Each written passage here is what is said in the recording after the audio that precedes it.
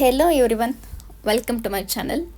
First of all ನಾನು ಇವತ್ತು ಹೇಳಲಿಕ್ಕೆ ಬಂದಿರತಕ್ಕಂಥ ವಿಷಯ ಏನಪ್ಪ ಅಂತ ಹೇಳಿದ್ರೆ second P U C students regarding that ನಾನು ಹೇಳ್ತಿರ್ತಕ್ಕಂಥ ವಿಷಯ. ನಿಮಗೆ ಕ್ವಶನ್ ನಂಬರ್ 33ನಲ್ಲಿ ಕಂಪ್ಲೀಟ್ ದ ಫಾಲೋಯಿಂಗ್ ಪ್ಯಾಸೇಜ್ ಮತ್ತು filling the boxes given below ಅಂತ ಒಂದು ಸ್ಟೇಟ್ಮೆಂಟ್ ಇರುತ್ತೆ.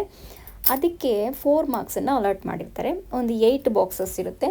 Each box carries half marks. ಆಯಿತಾ? ಈ ಒಂದು ಬಾಕ್ಸಲ್ಲಿ ನೀವೇನು ಮಾಡಬೇಕಾಗುತ್ತೆ, ಒಂದು 3 to 4 ಲೈನ್ಸನ್ನು ಪ್ಯಾಸೇಜ್ ಕೊಟ್ಟಿರ್ತಾರೆ. ಆ ಪ್ಯಾಸೇಜನ್ನು ನೀವು ನೀಟಾಗಿ ಓದಿ ಅದನ್ನು ರೆಕಗ್ನೈಸ್ ಮಾಡಿಕೊಂಡು ಅರ್ಥ ಮಾಡಿಕೊಂಡು ಅದರಲ್ಲಿ ಬರ್ತಕ್ಕಂತಹ ವಿಷಯಗಳನ್ನ ಈ ಒಂದು ಫ್ಲೋ ಚಾರ್ಟ್ ನಿಮಗೆ ಸ್ಕ್ರೀನ್ ಮೇಲೆ ಕಾಣಿಸ್ತಿದೆಯಲ್ಲ, ಈ ಒಂದು ಫ್ಲೋ ಚಾರ್ಟಲ್ಲಿ ಇನ್ಸರ್ಟ್ ಮಾಡಬೇಕಾಗುತ್ತೆ ಫ್ರೆಂಡ್ಸ್. ಅದಕ್ಕೆ ನೀವು ತುಂಬ ತಲೆ ಕೆಡಿಸ್ಕೊಳ್ತಕ್ಕಂತಹ ವಿಷಯ ಏನಲ್ಲ. ಮೊದಲಿಗೆ ನಾನು ಹೇಳಿಬಿಡ್ತೀನಿ, ಇದು ಈಸಿಯೆಸ್ಟ್ ವೇ ನಿಮಗೆ ಈ ಒಂದು ಫ್ಲೋ ಚಾರ್ಟನ್ನು ಫಿಲ್ ಮಾಡೋದು. ಏನಕ್ಕಪ್ಪ ಅಂತ ಹೇಳಿದ್ರೆ, ಇದು ಒಂದಲ್ಲ ಎರಡಲ್ಲ 4 ಮಾರ್ಕ್ಸ್ ಅಟ್ ಎ ಟೈಮ್. ನೀವು ಒಂದು 3-4 ಬಾಕ್ಸ್ ಫಿಲ್ ಮಾಡಿದ್ರೂ ಕೂಡ 2 ಮಾರ್ಕ್ಸ್ ಸಿಗುತ್ತೆ, ಮತ್ತು ರಿಮೈನಿಂಗ್ ಫಿಲ್ ಮಾಡಿದ್ರೂ ಕೂಡ 4 ಮಾರ್ಕ್ಸ್ ಸಿಗುತ್ತೆ.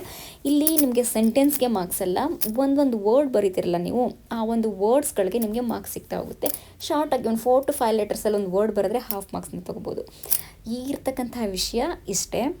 ಈ ಒಂದು ಈಸಿಯಾಗಿ ಈ ಒಂದು ಫ್ಲೋ ಚಾರ್ಟನ್ನು ನೀವು ಯಾವ ರೀತಿ ಫಿಲ್ ಮಾಡ್ತೀರಾ ಅನ್ನೋದ್ರ ಬಗ್ಗೆ ನಾನು ಈ ಒಂದು ವಿಡಿಯೋನ ಮಾಡ್ತಾಯಿದ್ದೀನಿ.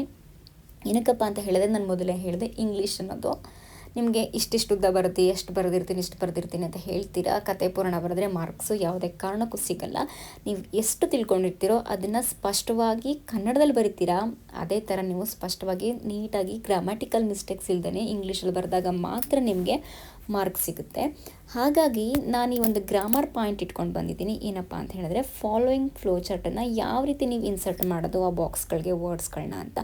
ಏನಕ್ಕಪ್ಪ ಅಂತ ಹೇಳಿದ್ರೆ, ನಿಮಗೆ ಗೊತ್ತು, ಉದ್ದ ಸೆಂಟೆನ್ಸ್ ಬರ್ದು ಮಾರ್ಕ್ಸು ಸಿಗಲಿಲ್ಲ ಅಂತ ಹೇಳಿದ್ರೆ ನೀವು ತುಂಬ ಕಡಿಮೆ ಮಾರ್ಕ್ಸ್ ಬರ್ತಕ್ಕಂಥ ಚಾನ್ಸಸ್ ಇರುತ್ತೆ. ಅದಕ್ಕೆ ಆಸ್ಪದನೇ ಕೊಡ್ದೇ ನೀವೇನು ಮಾಡಿ, ಈಸಿಯಾಗಿ ವರ್ಡ್ ಟು ವರ್ಡ್ ಬರ್ದು ಮಾರ್ಕ್ಸನ್ನು ತಗೊಳ್ತಕ್ಕಂಥದ್ದನ್ನು ನಾನು ಲಾಸ್ಟ್ ವೀಡಿಯೋದಲ್ಲೂ ಹೇಳಿದ್ದೆ, dialogue ಕಂಪ್ಲೀಟಲ್ಲಿ.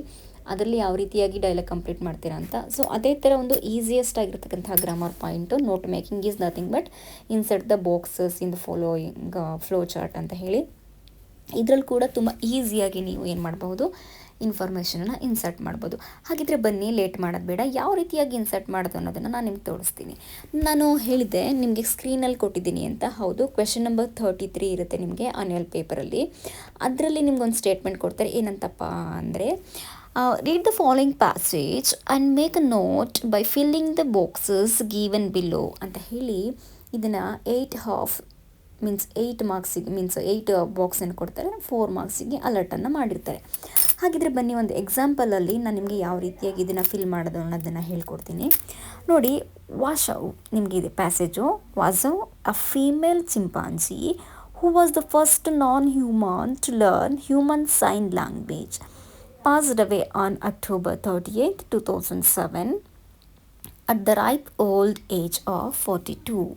She was born in Africa in 1965. She was catched in the wild when she was 10 months old ಅಂತ ಪ್ಯಾಸೇಜ್ ಇದೆ friends.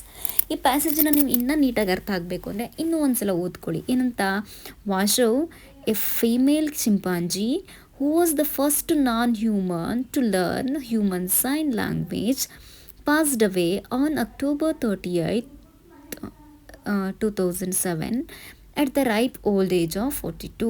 She was born in Africa in 1965. She was catched in the wild when she was 10 months old ಅಂತ passage ಇದೆ.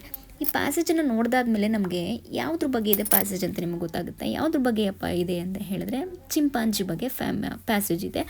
Especially female chimpanzee ಬಗ್ಗೆ ಇದೆ. ನೀವು ಇಲ್ಲಿ ಗಮನಿಸ್ತಾ ಹೋಗಿ, 8 ಬಾಕ್ಸ್ ಇದೆ. ಆ್ಯರೋ ಲೆಫ್ಟ್, ರೈಟು, ಬಾಟಮ್ ಅಂತ ಇದೆ. ಆ ಆ್ಯರೋಸ್ನ ನೀವು ಅಬ್ಸರ್ವ್ ಮಾಡ್ತಾ ಬನ್ನಿ.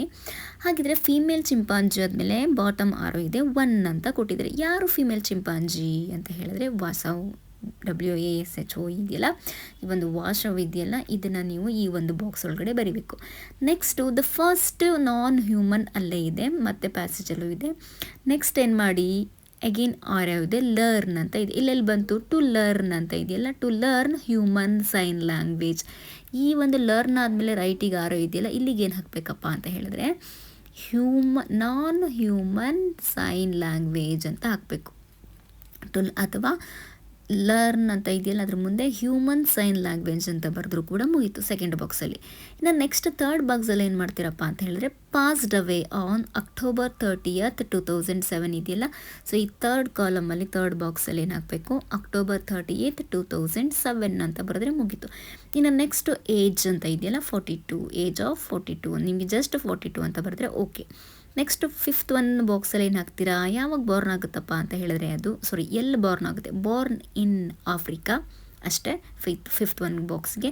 ಇನ್ನು ನೆಕ್ಸ್ಟ್ ಸಿಕ್ಸ್ತ್ ಒನ್ನಿಗೆ 1965 ಹಾಕಿದ್ರೆ ಮುಗೀತು. ನೆಕ್ಸ್ಟ್ 7ಗೆ ಬಂದರೆ ಹಾಗೆಯೇ catch in the wild, catch in ಅಂತ ಇದೆಯಲ್ಲ, ಸೊ ಅಲ್ಲಿಗೆ ದ ವೈಲ್ಡ್ ಅಂತ ಹಾಕಿದ್ರೆ ನಿಮಗೆ 7th ಬಾಕ್ಸು ಕೂಡ ಕಂಪ್ಲೀಟ್ ಆಗುತ್ತೆ. ಇನ್ನು next at the age of ಅಂತ ಇದೆಯಲ್ಲ, ಅಲ್ಲಿಗೆ 10 months ಅಂತ ಬರೆದ್ರೆ ಕೂಡ ನಿಮಗೆ ಬಾಕ್ಸು ಕಂಪ್ಲೀಟ್ ಆಗುತ್ತೆ ಫ್ರೆಂಡ್ಸ್. ಅಲ್ಲೇ ಆನ್ಸರ್ ಇರುತ್ತೆ, ನೀವು ನೀಟಾಗಿ ಓದಿ ಯಾವ್ಯಾವ ಬಾಕ್ಸ್ಗೆ ಏನೇನು ಬರಬೇಕು ಅನ್ನೋದನ್ನು ನೀವು ಬರೆದ್ರೆ ನಿಮಗೆ ಈಸಿಯಾಗಿ ಒಂದು 4 ಮಾರ್ಕ್ಸು ಸಿಗ್ತಕ್ಕಂಥ ಚಾನ್ಸಸ್ ಜಾಸ್ತಿ ಇರುತ್ತೆ. ಹಾಗೆಯೇ ಇನ್ನೊಂದು ವಿಷಯ ಏನಪ್ಪ ಅಂತ ಹೇಳಿ, ಇದು ಈಸಿಯೆಸ್ಟ್ ವೇ ನಿಮಗೆ ಈಸಿಯಾಗಿ ಮಾರ್ಕ್ಸ್ ಸಿಗ್ತಕ್ಕಂಥದ್ದು, ಅದು 4 ಮಾರ್ಕ್ಸ್ ಸಿಗ್ತಕ್ಕಂಥದ್ದು. ಇದೇ ರೀತಿಯಾಗಿ ನೀವು ಈ ಥರ ಎಕ್ಸಾಂಪಲ್ಸನ್ನು ಓಲ್ಡ್ ಕ್ವಶನ್ ಪೇಪರಲ್ಲಿ ಪ್ರಾಕ್ಟೀಸ್ ಮಾಡಿ ನಿಮಗೆ ನೀಟಾಗಿ ಇನ್ನೂ ಅರ್ಥ ಆಗುತ್ತೆ ಅಂತ ಹೇಳ್ತಾ ವಿಡಿಯೋನ ಮುಗಿಸ್ತಾ ಇದ್ದೀನಿ. ಇದೇ ಥರ ನಿಮಗೆ ಪಾಸಿಂಗ್ ಬೂಸ್ಟರ್ಸ್ಗಳು ಬೇಕು ಅಂತ ಹೇಳಿದ್ರೆ ದಯವಿಟ್ಟು ನನ್ನ ಒಂದು ಚಾನಲನ್ನು ಸಬ್ಸ್ಕ್ರೈಬ್ ಮಾಡಿ, ಲೈಕ್ ಮಾಡಿ, ಶೇರ್ ಮಾಡಿ. ಹಾಗೆಯೇ ಯೂಟ್ಯೂಬ್ ಪೇಜನ್ನು ಆಫ್ ಮೀನ್ಸ್ ಆಗಿಂದಾಗೆ ಓಪನ್ ಮಾಡಿ ನೋಡ್ತಾ ನಿಮಗೆ ಬೇಕಾಗಿರ್ತಕ್ಕಂಥ ಇನ್ಫಾರ್ಮೇಷನನ್ನು ನಾನು ಹಾಕ್ತಾ ಇರ್ತೀನಿ. ಸಿಗೋಣ ಮುಂದಿನ ವಿಡಿಯೋದಲ್ಲಿ. Have a nice time friends.